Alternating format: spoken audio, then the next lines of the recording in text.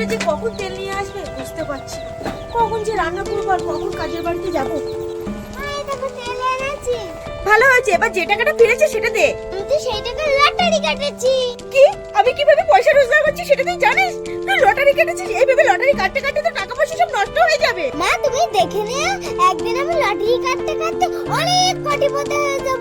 তখন আমার চাল ডাল কিছুতেই অভাব থাকবে না। মা 100 টাকা দাও না, আমি আরেকটা লটারি কাটি।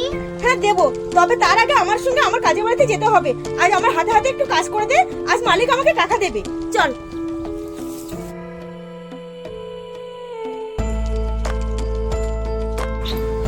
এই নে, আজ সারাদিনের কাজের টাকা। তুই লটারি কাটবি বলেছিলি না?